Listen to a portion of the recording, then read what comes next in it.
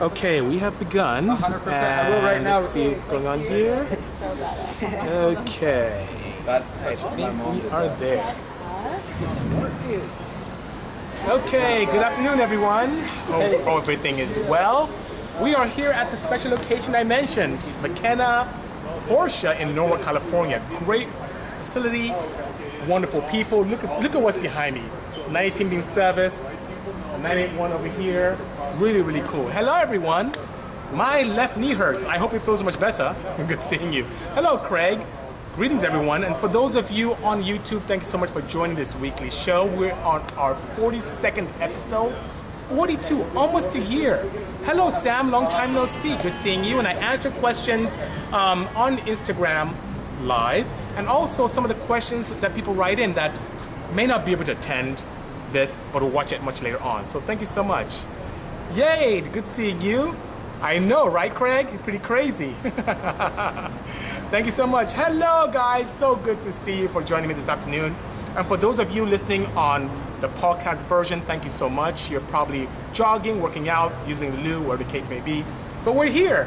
Hello from Germany, Matthias. Thank you for joining us this afternoon. And we're here, and Ari's at the office holding down the fort, and Hetty's here with me. Hetty, you want to come and say hi to the guys? Anyway, Hetty's here, so she's going to take care of all the questions that many of you wrote in and make sure it's okay. And here's Hetty right here. There she is. Come on, there she is. Okay, so that being said, we're going to have a good time. Oh, thank you so much for all the kind words. You know, just move the camera. But, hello, I keep hearing there's what is that, 996? That's so interesting. Hello, Craig from South Africa. Thank you for joining us. Thank you so much for the kind words, Nancy. I appreciate that. UK in the house. Grady Jones, thank you for joining the Bisimoto Tech2sDay. Sorry, it's very busy here. There's noise, there's tow trucks in the back, beeping, and all kinds of things going on. This is a lively facility, so hopefully you guys can hear me properly. But I'm here to answer a lot of good questions. Good evening, Aden. I hope things are well across the pond. Watching from Florida, thank you so much. Hello, Cole. Wow, so much love here today. I really appreciate that, you know. I'm doing a ton of things, Carlos, so it really depends on our friend from Mazda. So in case many of you don't know, he's asking about my excursion with Mazda last week, and we made some great relationships, and we look forward to hopefully doing some great things there, you know? Oh, nice, Cole, Eurowise, what a great guy. What's our friend from Eurowise? Mike. Mike, tell Mike we said hi, by all means. Great guy. Thank you so much. That's good, One Clean. Glad to be of assistance. Oh, yours a New York City thing. Well, we're going to be in New York soon, so I can't wait to experience that. Oh, from France. Thank you so much. Thank you, guys. Silcam, still in love with it, which is really great. Thank you so much, guys. So, we're here at McKenna. Look at this 6918 right here, just absolutely beautiful. We'll do a live around that later on. We have a nice mid-engine Porsche right here. Tons of Porsches getting service, regular maintenance is really good. So, thank you so much, McKenna Porsche, for the hospitality and allowing us to hang out in the place that we love so much. Las Vegas in the house, good seeing you. You know what, Angry? I want to do that. I want to push for some rotary applications in some modern chassis. That would be so awesome. I just love the sound and weight of the rotary Wankel engine. And this one power plant I haven't played with intimately. I've done a lot of tuning, NA and boosted, but never got into the nitty-gritty of that. So I'm pretty excited about that. Hello, Oscar. Greetings, Matt from Italy. Thank you so much, guys, for joining me from all around the world. I really, really appreciate that. Yeah, it's a lot of labor. This service, if I tell you how much the service is on this price, you'll probably slap me. But it's good.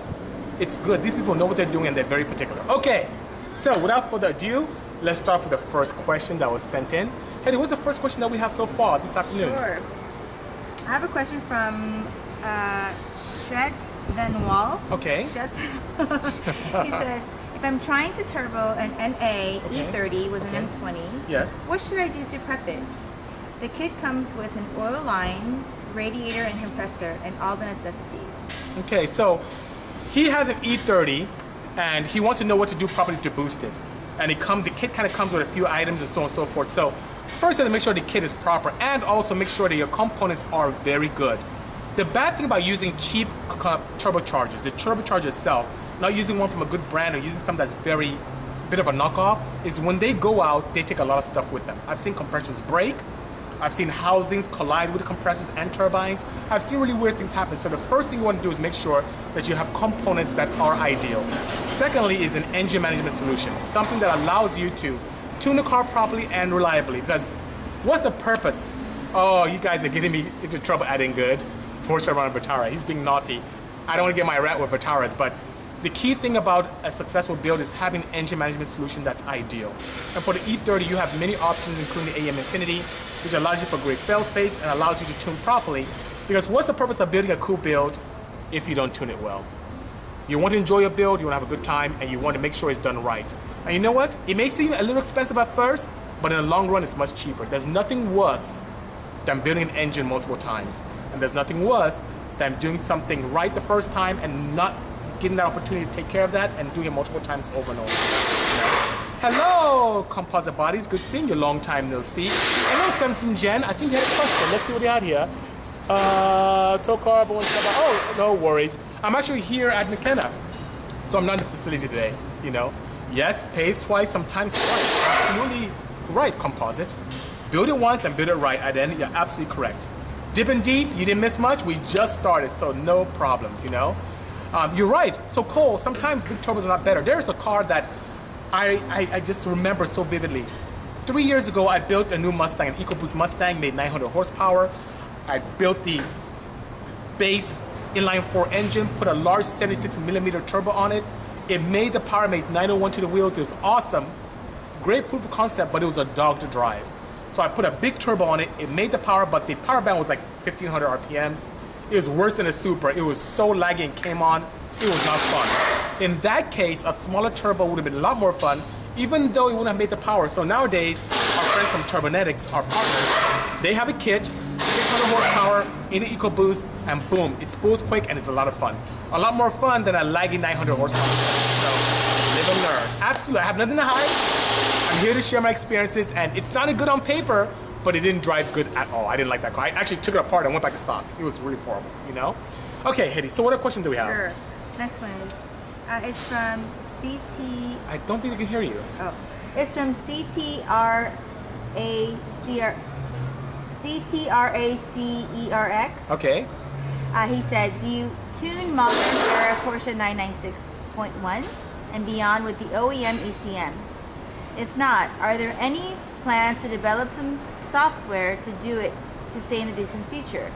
Also, if a standalone ECM were to have all of the readiness monitors, and could or would you allow for monitor checking through a standard OBD2 port, could it essentially pass smog here in California? Oh, thank you so much. I think that's Alfie who sent that, CT Racer X. Hello, Frank. Thank you for joining us. Good evening, Akmal.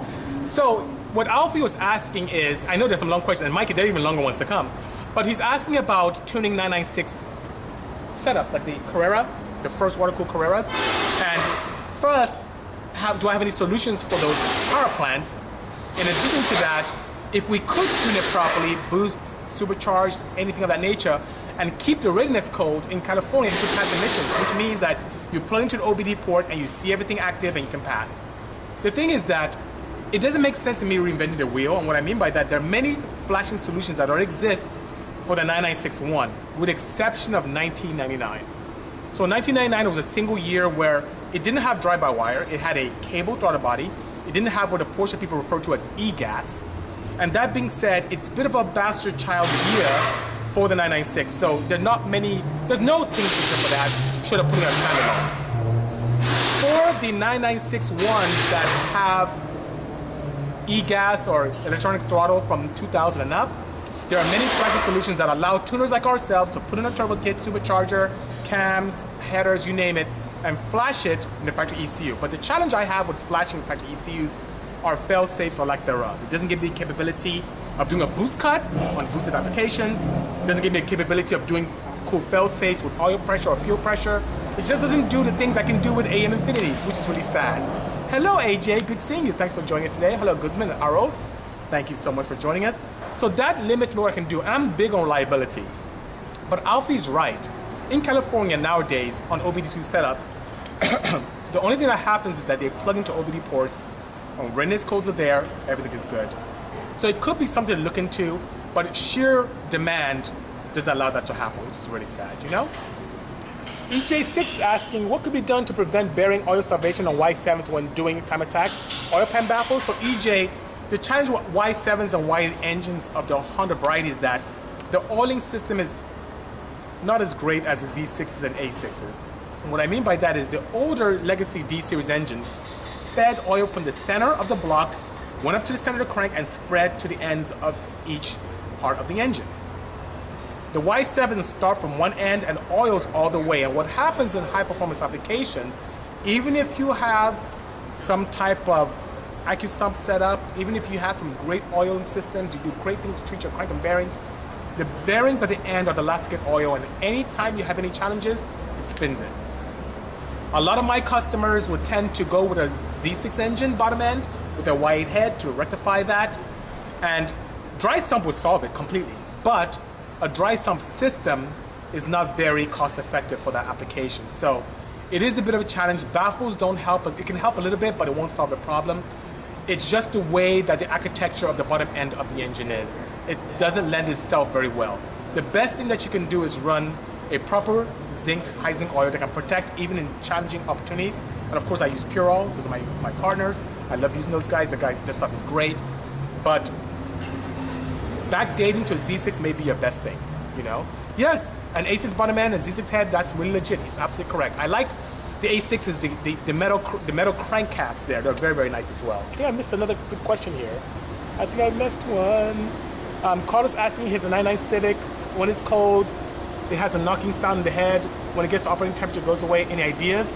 Rather just make, wow, that, your rocker arm assembly has a challenge. So what I've seen, that noise, it really comes from the lost motion assemblies. So you definitely want to look into that. And if you're using an oil that has very poor shear stability, that can help too. I would say go through, change out all your lost motion assemblies, and then upgrade to Purol, and you'll be good, which is very nice. Oh, good. Thank you so much, Cole. Tell said hi as well. Appreciate the kind words, by all means. EJ8, what oil do I recommend for 2018 Civic SI? Bolt-on mods, Purol. Definitely the Purol 020 or 530 if you're tracking hard, by all means. You can't go wrong with that. I love those guys' stuff, you know? Okay, so Hetty's giving me the look that Ari usually gives me, so I have plenty of questions here. So let's see what else is written in, Hetty. So Fox Design, etc. Fox Design, okay. He said, your thoughts on adding rear disc brake upgrades or of EFs? I see where some do compatible OEM swaps versus aftermarket, but still not clear on doing different propulsion valves, okay, master cylinder, right, and more recently, brake booster delete. Okay. Are all of these components necessary to change, or is each component's functionality theoretically just pros and cons towards overall functionality? Okay, so thanks for any specific insight. Okay, so he has so many questions in one, and we can actually do a whole session on what he just asked. He's asking about braking systems and how challenging it is. He noticed that, especially in the Honda world, that people do everything from brake booster deletes to changing the drum brakes in the rear, especially in early legacy engine or chassis, to discs. Proportion valves are changing, master cylinders are changing, all that good stuff. And the rule of thumb is you want to be able to brake properly. So braking is very key. You can't go super fast without addressing your braking systems. And I learned the hard way that that's not the best, to do, So that being said, a rear disc upgrade is very nice. Not only does it save some decent weight if done right, it also improves the stopping capability very nice without having some weird fade that you may see with older drum brakes. Above and beyond that, when you do change the size of your calipers in the front and upgrade to the rear, many times the factory-based master cylinders don't have enough volume to fill those cavities in those brakes. So you definitely want to be able to appropriately size the master cylinder to the calipers.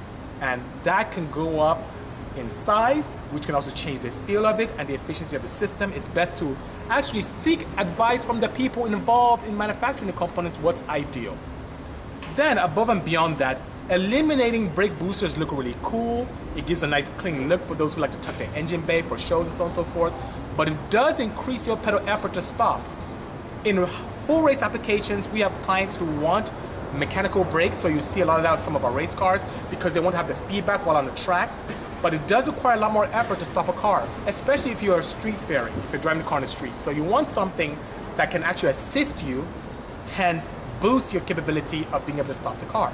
So I'm not a huge advocate of taking out boosters for street applications. If you want to tuck it, there are hydraulic systems that exist out there aftermarket that don't require vacuum, which is good, so it cleans up the engine bay, and also if you have big camshafts, it doesn't reduce your capability of stopping, which is really nice. So you have that out there. But definitely for sizing, seek out advice from the manufacturer of the kits.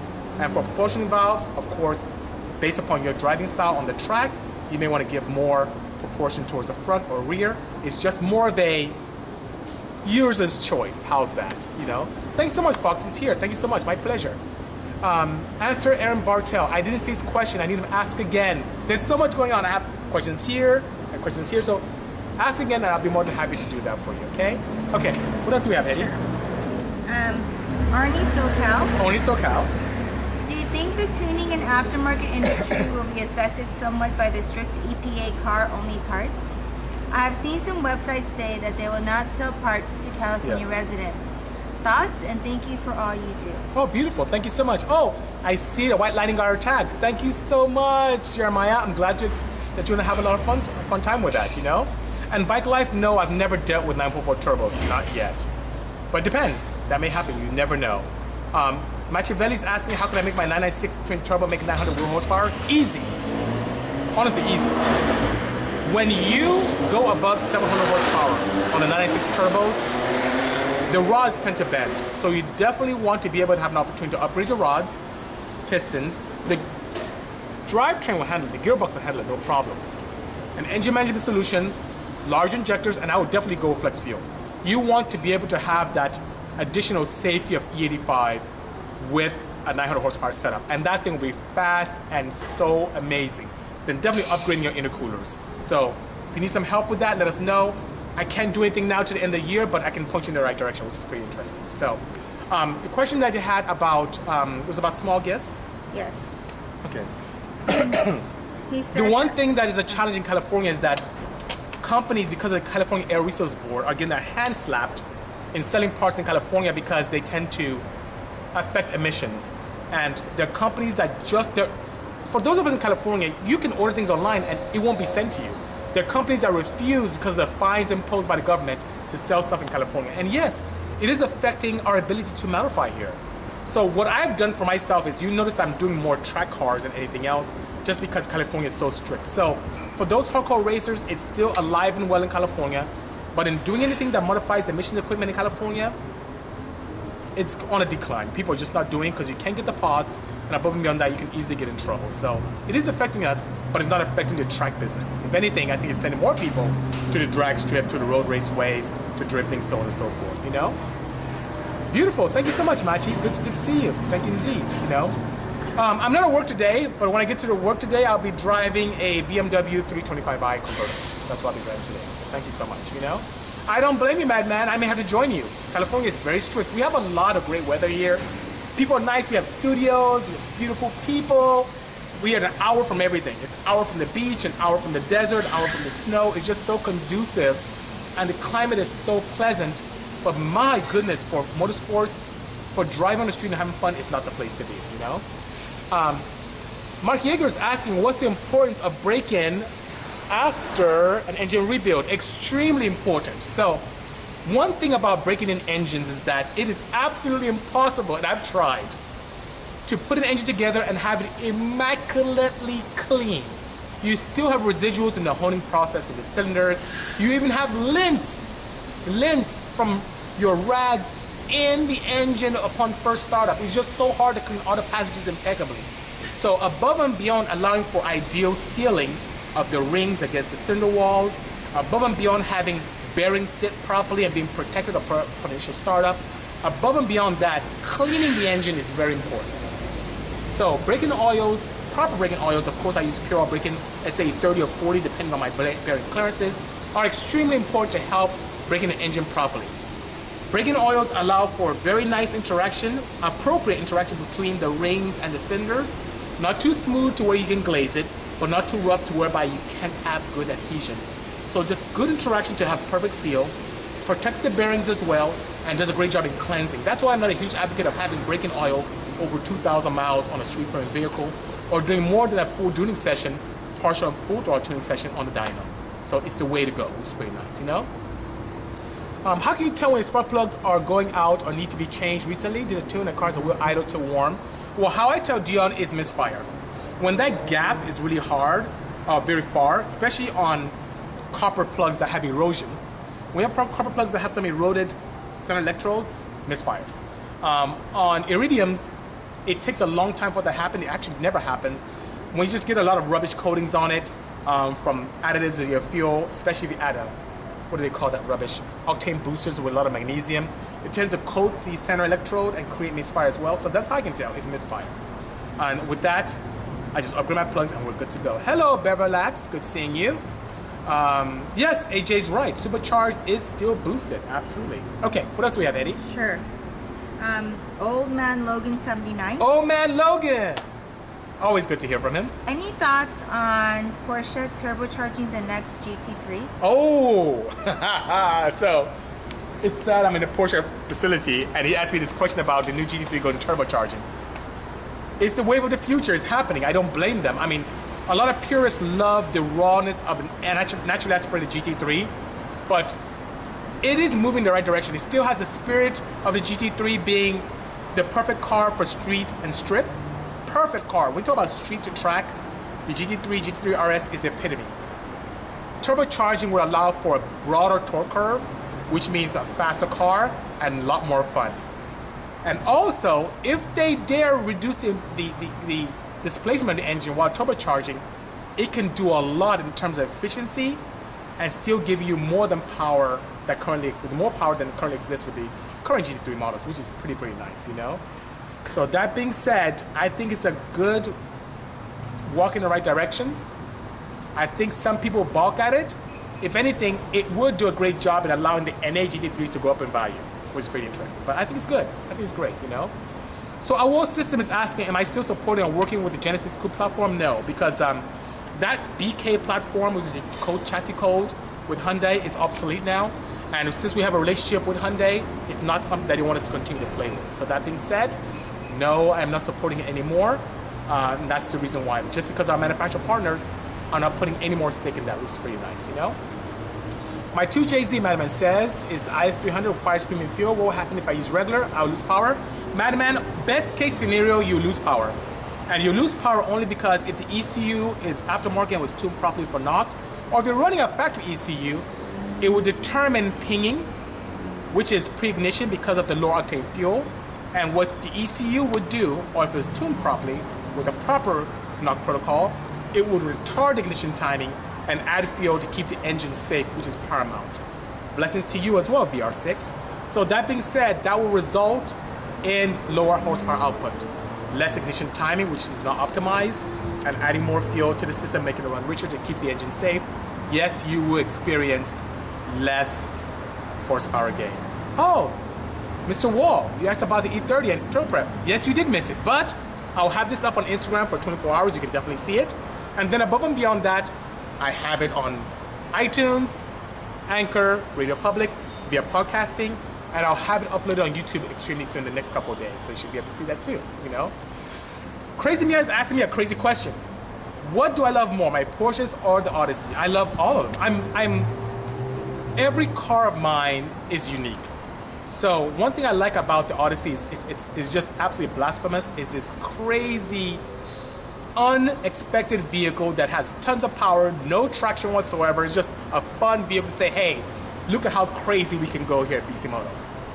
But the Porsche, my blue Porsche, the Cayman, the center seat Boxman, these are driver cars. They are so much fun. So I enjoy both extremes because they're very different, you know?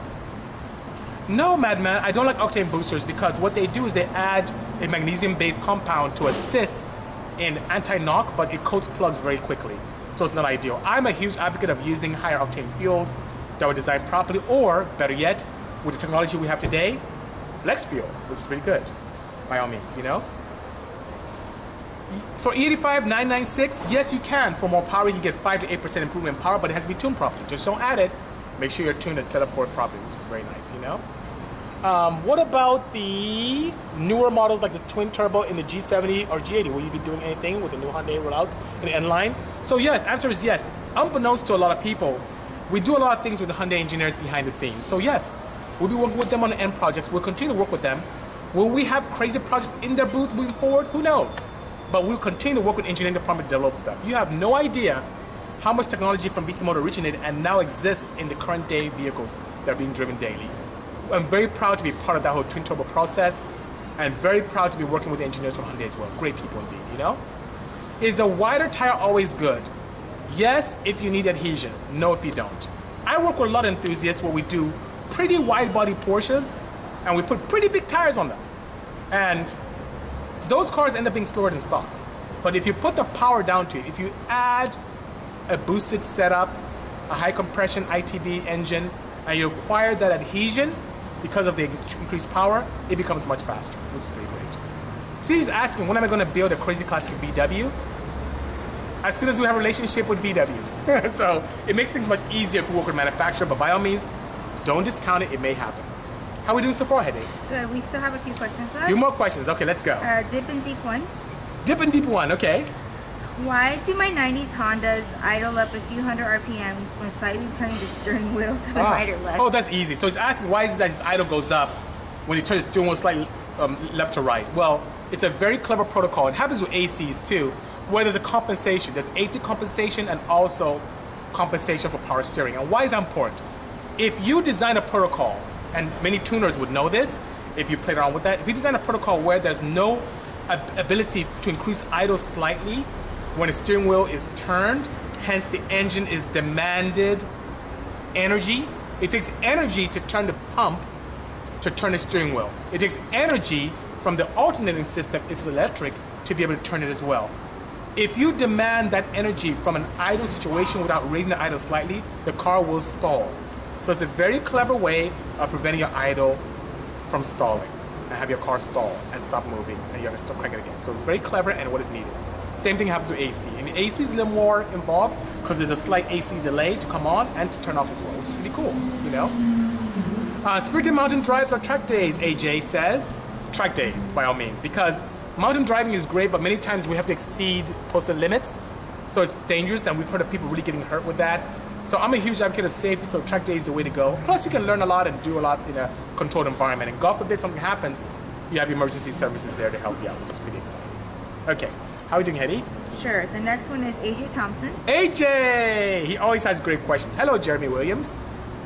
Are there any aerodynamic advantage of a 911 with or without round headlights? Yes! And which do you prefer, the 996 or else?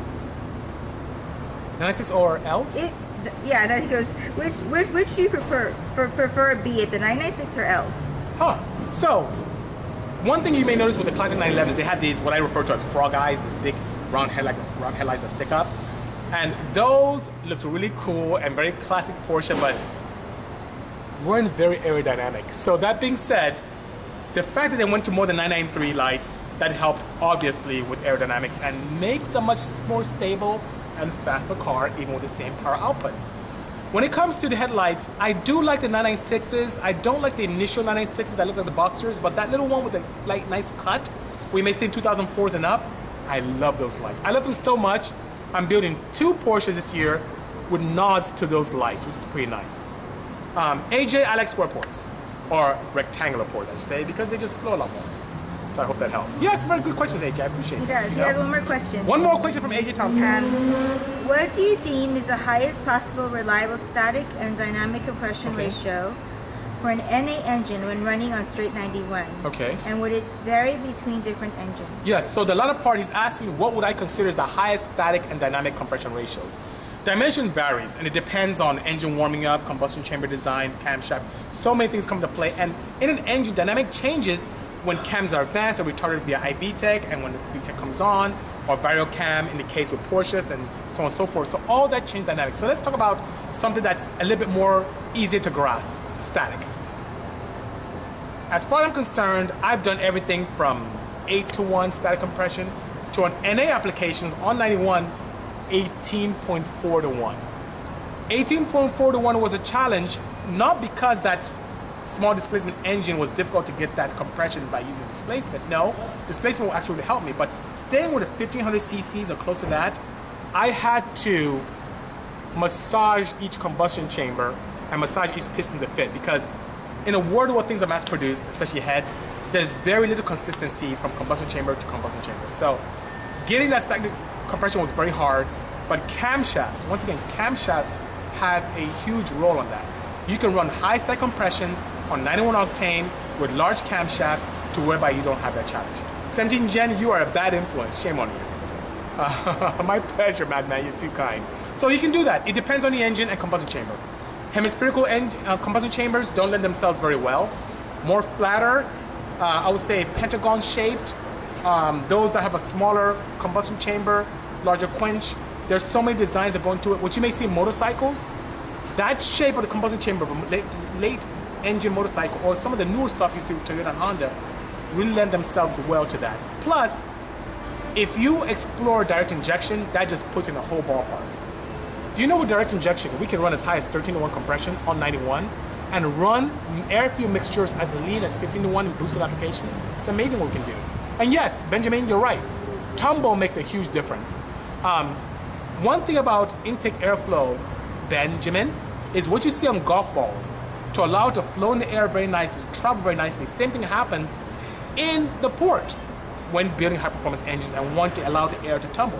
You don't want to create an opportunity where there's a lot of laminar flow in the intake. It just doesn't do very well to allow fuel-sustained suspension and to travel into combustion chamber very nicely. So what I have seen is that when you dimple, when you allow for turbulence inside the intake manifold into the port, it helps keep fuel in suspension, which when it's consumed in combustion chamber and ignited, creates more heat and makes more power. If you don't do that, or you have a very smooth surface on the combustion chamber, no, it's combustion chamber, smooth surface on the intake port, fuel tends to stick to it. It gives you very strange things when it comes to fuel metering. And when fuel sticks to it very nicely, it gets very difficult to put it back in suspension to allow it to combust, which means less power. So there's so much going on, you know? Yes, Madman, I do use intake plenums, not only in boost applications, but some NA applications as well, by all means. But it's very, as you can imagine, very cost prohibitive to change intake manifolds so rapidly as you can ITBs. So that's why that happens, you know? Moda, if you need to tune, I can take care of you, but it won't be until after SEMA, because I'm really slammed until the latter part of November. So if you're okay with that, by all means, write to us at sales@bisimoto.com. But if not, I'm sorry, I'm just so crazy. Even me coming here is a slight vacation with all the things we have going on with the projects.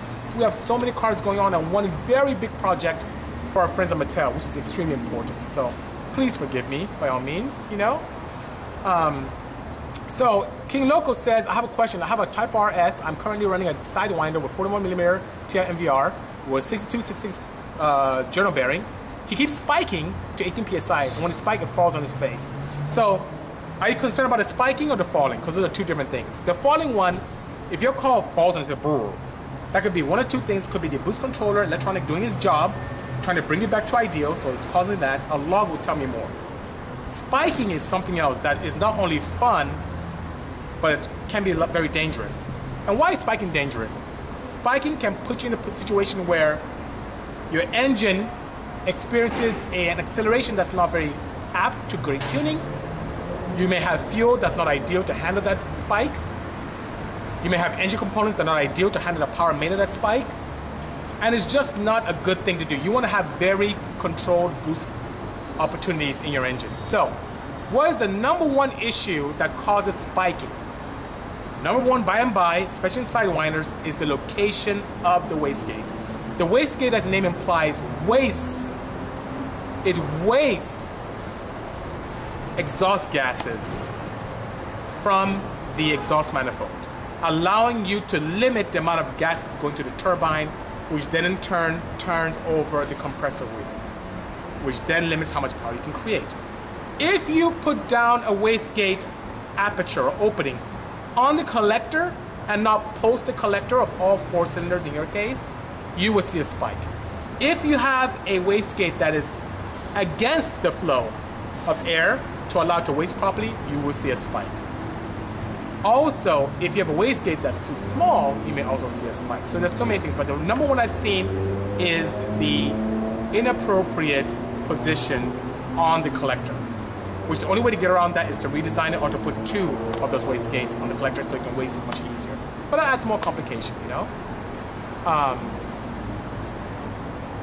Speaking of AC on project, I turned the AC on, Dion says. On the idle gets rough, almost like it wants to stall. What could that be? Many things. If your engine is bone stock, it's very, very, very commonplace for your bearings to start going out in your AC compressor. If your engine is modified, you have an engine management solution, you have to play around with the parameters to allow you for an AC, I would say, what's the proper term that can use and many ECUs use? Maybe an AC offset for idle. And that can allow you to be able to have that problem, you know, taken care of, which is pretty nice, you know? I see that someone had a question saying he's asked so many times, I've never seen it. It's very hard. If you can ask me one more time, hopefully I can get to it. Instead of you being upset, I'm here to help, but it's very difficult for me to do so much at the same time. I'm here to help. I'm here to help you. But you have to understand that a lot is going on, and I'm here to assist. He's laughing, but I'm here. You know, don't be upset. Just ask me again, and I'll catch it. I'll be more than happy. Or better yet, write it in, and the team will make sure that I get to it. Okay? Okay. 996 NA Turbo Kit. Not yet. I promised the Cayman guys first. Then I have 997, and hopefully the 996 you have is newer than 1999. Because if it's 99, I can provide the kit or bolt on, but I don't have an engine management solution for you, which could be a challenge. Thank you so much, Boosted. Appreciate that. You know, are there a lot of AM2s in SoCal? I'm thinking about going AM50. Well, there are quite a few, and I'm one of them. And guess what? AM is in SoCal too. If you're in a pinch, you can easily call AM Tech, and they can point you in the right direction if I'm not available. Which is pretty nice, you know. All this Christmas money and nothing to buy. I know, I know. Just hang on to it. Put in the bank. Put in like a CD. Get some interest on it, and hopefully you have it ready, and you'll be good to go. Hello, Mark 5. Andrew, good seeing you. Would you use sequential turbos on gasoline? Ooh. So, sequential turbos are one feeds into another. Oh, sequential is good. Compound, I wouldn't. Sequential, yes. Sequential by all means. Yeah, many manufacturers do that already, you know? Let's see. Okay. Okay, what else do we have, Hedy, question-wise? Sacred Mark. Sacred Mark, okay. Releasing of the Cayman twin turbo kit at the special location? No. So I said today that I'm coming to a special location. No, I'm not releasing it. Once I get all this madness of these builds out of the way, I'm gonna focus on the kit and get something out to you guys, you know? Dippin' Deep is asking, hitting my wife, and does she race or has she? Yes, she's my wife, and she's crazy about cars, probably crazier than me, and yes, she races. She has a bunch of stuff in the pipeline. She's giving me the evil eye now because I have to get some of her cars ready, but I haven't. I've been naughty. I've been taking care of you guys and not her. So she's giving me the evil eye. But yes, she loves road race. She's not a big drag race girl. She loves road racing, which is pretty cool, you know? Yeah, there are not many Volvo tuners at all. It's not a brand that most people think about when they think high performance, which is sad because Volvo has some really cool stuff, you know? It's pretty nice, you know?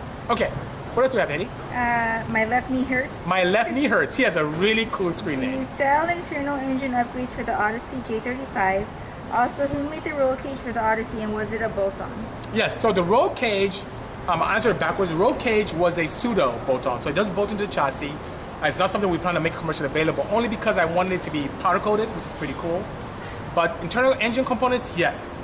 Rods, pistons, of course they're bespoke, valve train, camshafts, sleeving services, crankshaft, treatments, yes, we do have access to that, you know? Duran says road racing is greater than drag. Ha! Eddie's laughing at you, Duran. You're being naughty again. Let's make a formula. I really honed my teeth in drag racing. I love road racing because it's just a lot more fun. Drag racing is, I feel like we spend so much more money to spend less and less time on the track. Well, road racing, you can go over and over and over again. But you know what, though? Like, yeah. Drag racing is harder on components.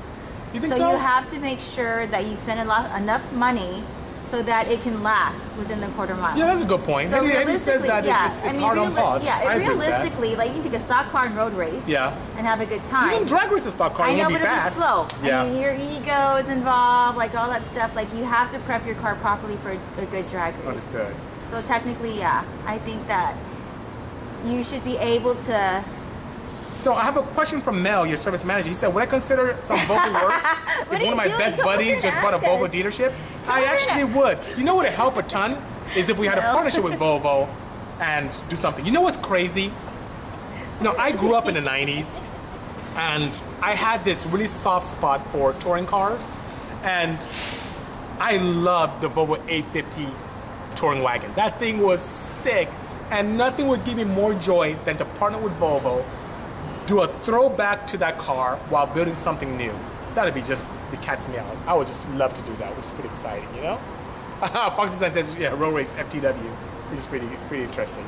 Awol says, what was the most important engine modification made to the Lambda 3.8? Mainly circuit application as I'm building a BK2 for stage rally. So I would say the connecting rods. So even though they look pretty beefy, those rods can fail when you push them too much. So that would be the number one thing, is connecting rods. And the rod bolts. So those two things would be the number one thing that I'd address. But the engine flows well, it has tons of potential for power. The Lambda 3.8 is it's one of the best engines I've ever built. Comes factory with 6-bolt mains. 6 bolts, 4 on the bottom, 2 on the side for each cab. It is awesome, you know. Let's see. Just run 91 on that. Okay. AJ is talking. What did AJ say? Holy cow. Yeah, I did. Grew up in 80s and 90s. I just love everything road racing. It's pretty good. You know they say black don't crack. Anyway, okay. How are we doing on questions, Eddie? I have a YouTube question. YouTube question, which I don't get those. Long, yeah. A long one. It's like super long. Okay, so let me see it then. Let me see it. Yeah, if you want. So just, like, here's some of the questions that came in, guys. So there's a long one from YouTube, and he says, sorry to bug you again, but I was really hoping you'd see these comments. And it's from Dylan Martin. And he says, what's the benefit of using F-Series single cam motors? And the thoughts on the G-Series Frankenstein motors, on which transmissions will be best for the different builds. So let's talk about that question first. I mentioned this on previous Tech2sDays. I'm not a huge advocate of switching heads and blocks. Primarily because if I want to build an H22, I build an H22. I don't see an advantage of putting H22 on an F23 block to gain a little bit of displacement or to save a buck when I have to JB weld the head or do something with gaskets. It's just not worth the headache. So that being said, I'm a huge advocate of using the engine in question and building. What I do love is the second part of his question. I love using gearboxes that can allow itself better support and make a much better, faster, enjoyable application. So I'm a huge advocate of getting rid of that quirky cable-style Prelude gearbox and adapting a B series or D series to it. That's what I do. I did on my own drag program. We developed the first drag racing adapter plate kit system that existed. Tons of people knocked it off. No one's been able to like replicate it very nicely as we have, but people try. What can I say? But nonetheless, I'm a big advocate of that. So I would say a B series because there's tons of aftermarket support. You can go crazy with sequential if you wanted to. I say D because especially the first generation Integra D series, I love the D6 and the A1 gearboxes. They are robust. So that's something I definitely love to explore and use that. So this question goes on. Okay, I'd love to know about carburetor motors I've built and if there's a more cost-effective tuning-wise along with your camshaft for the motor. At what point do you need to flash a motor? Wow, he's asking, his questions could be a whole Tech2sDay. So, one thing I noticed with dual side drive carburetors is that you can make the power and look really old school without dropping the money you may see with a full individual throttle body system and engine management solution. The only challenge is if you road race, when you hit corners, you may have a situation where you can run lean because fuel can slosh in the float bowl, which is a challenge. And also, the big mistake people do is they tighten the carburetor to the manifold, which in inline force can translate to vibration in the float and create frothing of the fuel in the float bowl and create a lean mixture as well. So you want to leave that a little loose and have a little dampening between the manifold and the carburetor. I tend to use a lot of rubber to do my dampening. So I've done a lot with that. When do we flash? When you have a new car like the new SIs, the new Type Rs, the new GTIs, I'm a big advocate of flashing because it allows you to get a little bit more power and still remain, in many cases, street legal, especially here in California, and CARB legal, which is very nice. More power, legality, what's there not to like? So it makes things very easy. Whenever I track full track duty, I'm a huge advocate of standalones because you can put a lot of fail-safes in place and allows me a lot more tunability. Okay, he has so much to ask. He's not great at finding proper amount of funds to support his curiosity. I'm sure it only gets worse and more curious. So,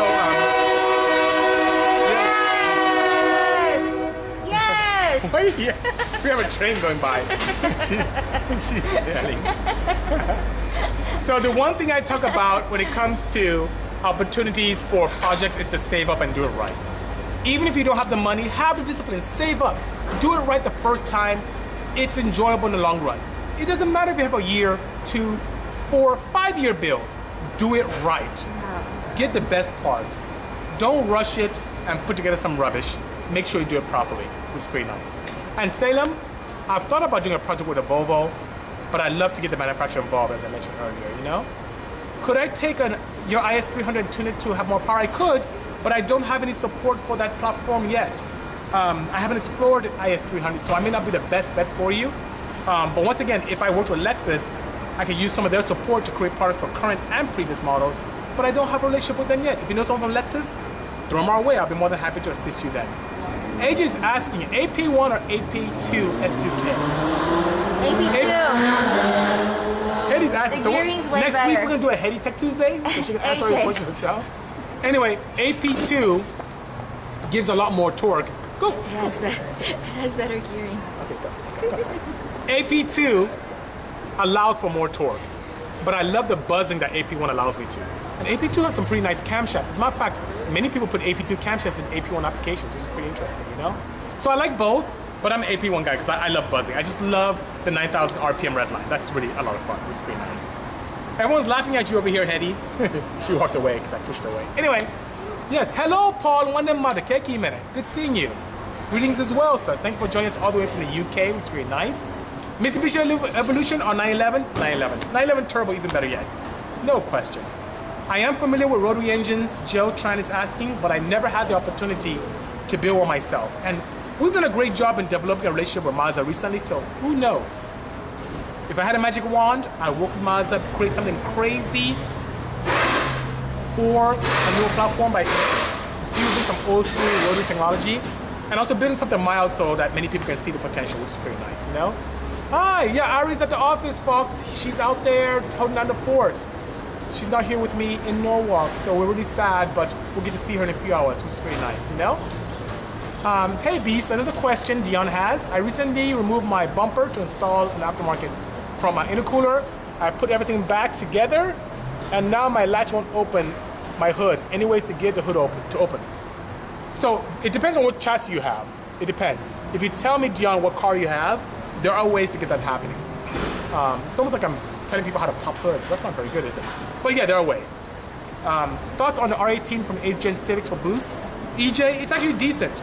The great thing about R18s, they're reliable and very plentiful and cheap, but they're not popular, so most people don't do it. And I built an R18 in the HRV that we did not too long ago. So it lends itself very well, especially if it's one of those single port R18s. Those really lend themselves very nice to boost. So don't be shy, do it yourself by all means, you know.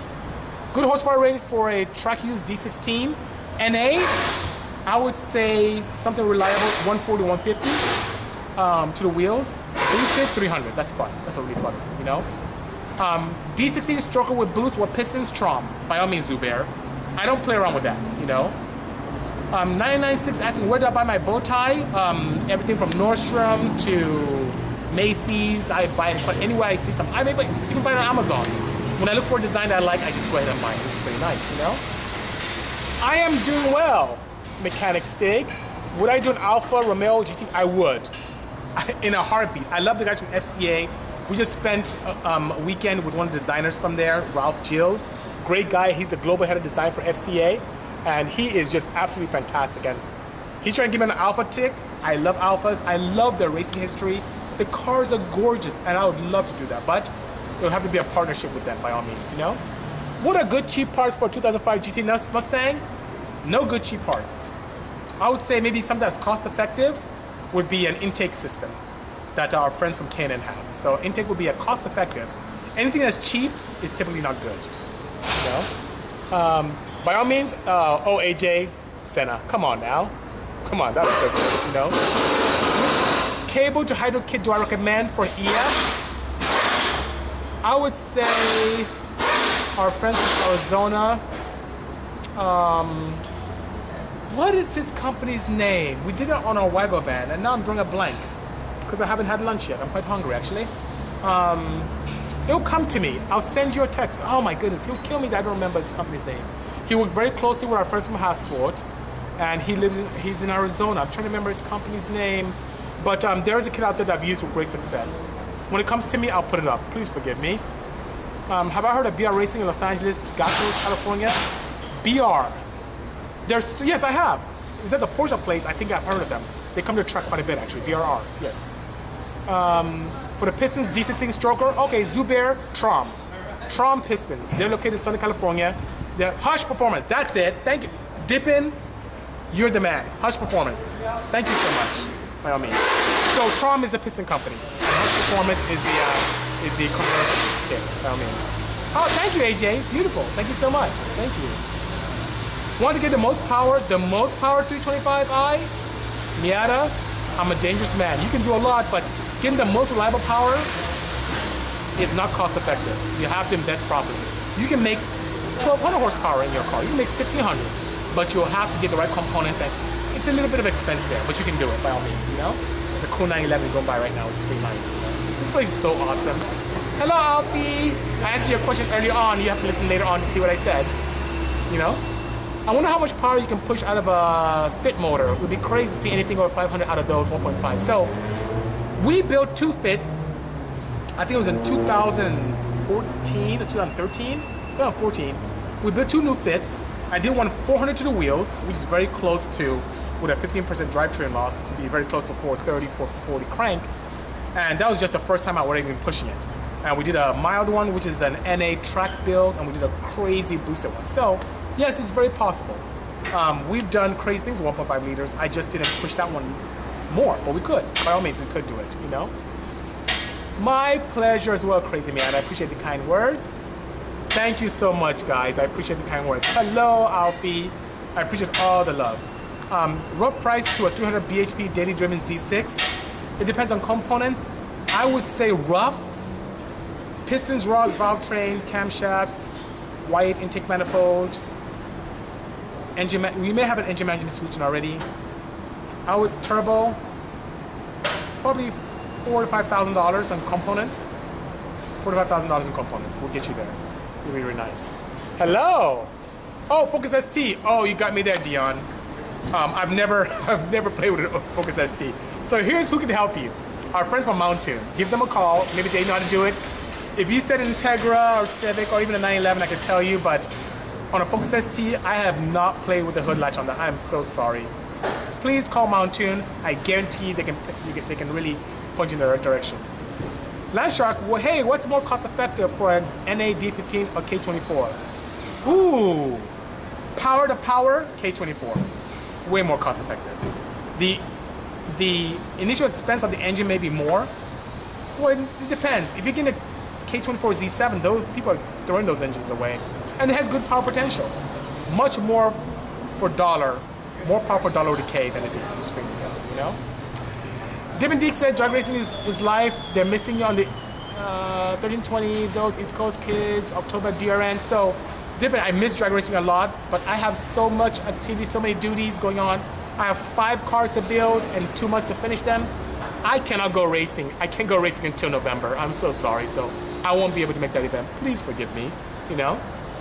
What do I think of a D16 twin turbo, stock head, built, bottom end? I need to tune it. Twin turbo D16 Z6.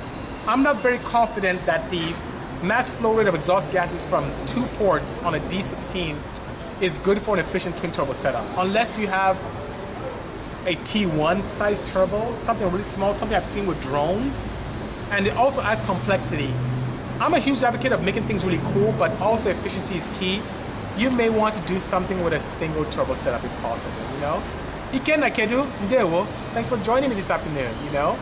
Ah, so Daryl did S300, very nice. Then I did good, you're in good hands. Daryl is that's a good guy, great guy. Oh my God, so guys, it's an hour is already elapsed. So what I'm gonna do is I'm gonna sign off here, but I'm gonna do a quick walk around on our live feed. So come on back in if you're here on Instagram, and we'll walk around with McKenna and see what cool cars they have. But in the meantime, guys, thank you so much. Please provide me some feedback on Instagram on what you thought about this session today. I'm here to help by all means. So that being said, please stay tuned, keep up the great work, stay focused, and the best is yet to come. Take care, guys. Cheers.